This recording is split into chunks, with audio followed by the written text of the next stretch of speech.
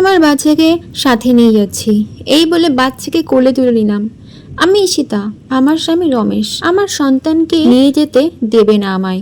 নিজের স্বার্থের জন্য দুধের শিশুকে তার বাবার থেকে আলাদা করে দিতে বাধ্য হচ্ছি আমি। নিজের গর্ভের সন্তানের সাথে কেউ এমন করে? ও তো এখনো ঠিক করে খেতেই শেখেনি। একথা বলে রমেশের গলায় সন্তানকে রক্ষা করার প্রবল আরতি শোনা গেল। আমি জামা কাপড় গোছালাম। রমেশ আমাকে বাধা দিলে আমি কোনো কথাই শুনিনি। আমাকে রমেশ বলল, তুমি এত ছোট বাচ্চাকে একা কিভাবে বড় করবে?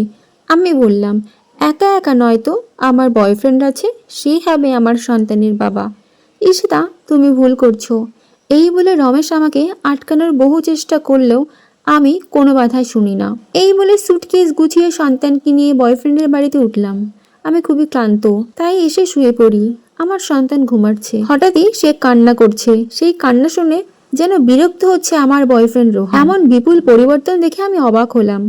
ও তো ছোট শিশু, ওর কি দোষ? আমি কান্না থামাতে ওকে দুধ খাইয়ে দিলাম। এরপর আমাদের জন্য বিরিয়ানি রান্না করলাম। আমার হাতের বিরিয়ানি খেয়ে রোহান খুবই খুশি। ও আমাকে খাইয়ে দিল। আমাদের মধ্যে রোমান্টিক মুহূর্ত তৈরি হলে ও আমাকে কিস করতে থাকে। আমাদের মধ্যে রোমান্টিক মুহূর্ত তৈরি হতেই সদ্যজাত শিশু কেঁদে ওঠে। সন্তানের কান্না শুনে ভীষণ রেগে গেল রোহান। রোহান বলে ওঠে, উফ ঈশিতা, এই বাচ্চাটাকে কেন আনলে? কাবাব মে হাড্ডি হতে। আমার এমনিতেই বাচ্চা একেবারে ভালো লাগে না, এর মধ্যে এই বাচ্চাটার প্যানপ্যানানি। এটা বলল রোহান। রোহানের কথাটা ভেবে দেখলাম, সত্যিই তো এই বাচ্চাটা আমাদের রোমান্টিক মুহূর্ত নষ্ট করছে। একে রমেশের কাছে দিয়ে আসি। এই বলে একটি চিঠি লিখে রমেশের গেটের সামনে বাচ্চাকে রেখে আসলাম। রমেশ বাচ্চাকে পেয়ে খুব খুশি।